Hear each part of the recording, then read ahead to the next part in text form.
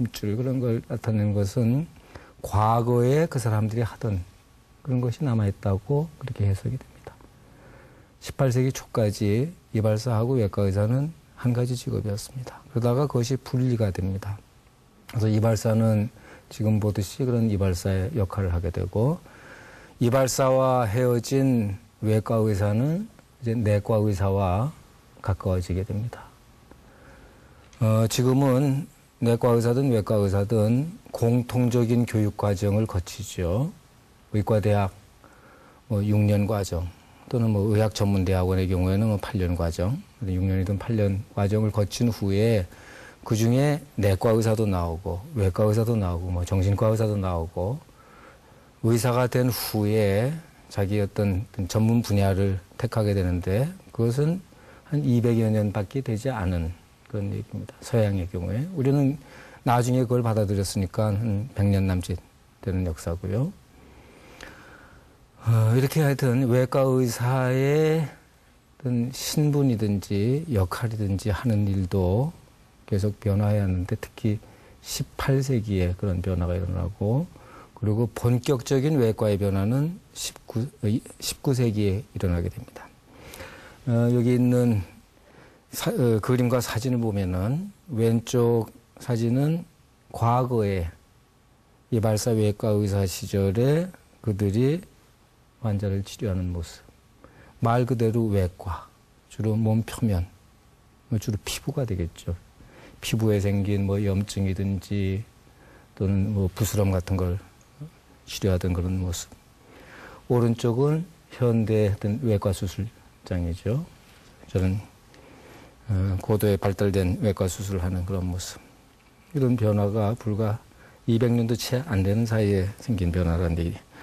오늘 이 시간에는 주로 외과에 관한 얘기를 할 텐데, 그에 앞서서 조금 다른 얘기를 하도록 하겠습니다. 이거는 이제 고대 그리스에 사용하던 외과 도구들, 그리고 오른쪽 그림은 탈구 환자, 관절이 빠진 환자를 치료하던 그런 모습입니다. 그런 정도의 시술을 했고, 당시 사용하던 연장을 보더라도 이렇게 정교한 것들은 아닌 거 알 수가 있고, 고대 시대에 외과가 가장 발달했던 나라를 꼽으라 그러면은 어쩌면 뜻밖으로 들릴지 모르지만 인도입니다. 인도. 고대 시대에 외과 수술이 가장 발달했던 나라가 인도인데, 오른쪽에 인도에서 사용하던 외과 도구들이 있습니다. 물론 발달했다 그러더라도 무슨 복부 수술을 하거나 무슨 심장 수술을 하거나 한 건 아니었죠. 몸의 표면을 다루긴 하지만은, 왼쪽의 그림을 보면은 맨 위에 외과 의사가 시술하는 그런 모습이 있고, 가운데 그림은 코에 손상을 입은 사람을 치료하는 일종의 성형 수술 모습입니다. 인도의 형벌 중에는 코를 베어버리는 형벌이 많이 있었다고 해요. 그래서 한참 기간 지나면 이제 사면을 받았을 수도 있고, 그런 사람들 살기도 불편하고 보기에도 흉하고 하니까 복원의 필요가 있을 때 저런 식으로 복원했다는 것이죠. 아래는 이슬람 시절의 그림인데 백내장 수술을 하는 그런 모습입니다. 이슬람에서도 백내장 수술을 하긴 했는데 아마도 인도의 영향을 받아서 그런 시술을 했을 거라고 생각합니다. 눈의 백내장 치료. 이것도 몸의 어떤 거죽, 표면의 수술들이죠. 이런 게 고작이었습니다. 19세기 중엽에 들어와서부터 이제 본격적으로 현대적인 외과가 탄생하게 되는데, 19세기라는 거는 서양의 19세기는 산업화의 시대죠. 산업혁명의 시대.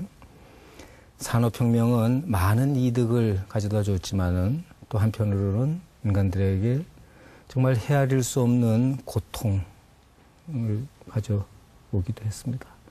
물론 결과적으로는 대량 생산을 하게 됨으로써 생산물이 많아지고 그 성과가 사람들에게 큰 혜택을 주게 됩니다마는 처음부터 그랬던 건 아닙니다. 생산은 늘어났지만은 그 생산의 결과물이 고루고루 분배되질 못하고 오히려 실제로 생산에 종사하는 노동자들은 더욱더 어려운 그 삶을 살았던 시대가 있습니다. 조사 결과들을 보면은 뭐 조금씩 차이는 있지만은 그 새로 산업화가 시작된 도시의 산업도시 노동자들의 수명 정말 놀랄 정도입니다. 평균 수명 15세. 15살이 되면 다 죽었다는 얘기는 아니죠. 그 중에는 뭐 50, 60 산 사람도 있었겠지만은 많은 경우에는 어렸을 때 영아 시절에, 유아 시절에 사망을 했고 또 소년 시절에 사망을 했고 그 사이 평균적으로 한 15세가량. 자, 전체 영국 국민들 또는 농촌 사람들은 한 35세를 사는데 도시의 노동자들은 15세밖에 살지 못해. 그 사람들의 어떤 삶의 조건이 얼마나 가혹했던지를 짐작할 수가 있을 겁니다. 그렇게 힘들었던 시절.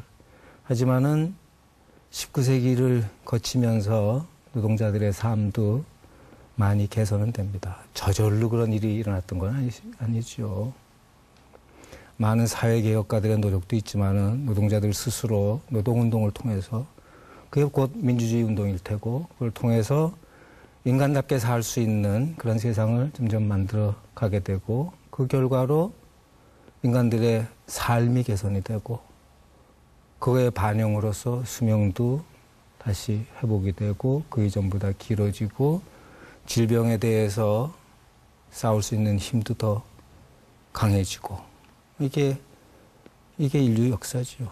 그 20세기에 또 이어지게 되는 것이고 서구 사회는 그런 변화를 조금 일찍 19세기부터 경험하게 된 거고 이른바 후진국은 그보다 좀 늦게 20세기에 비슷한 경험들을 하게 되고 그런 산업화, 도시화가 진행되면서 생긴 병들도 비슷합니다. 시기의 차이는 있지만은 비슷해요. 19세기 내내 서구 산업 국가에서 제일 문제가 됐던 질병은 단연 결핵입니다. 결핵의 역사는 정말 굉장히 깁니다. 하지만은 많은 사람에게 큰 문제를 일으키기 시작한 것은 19세기. 산업화, 도시화.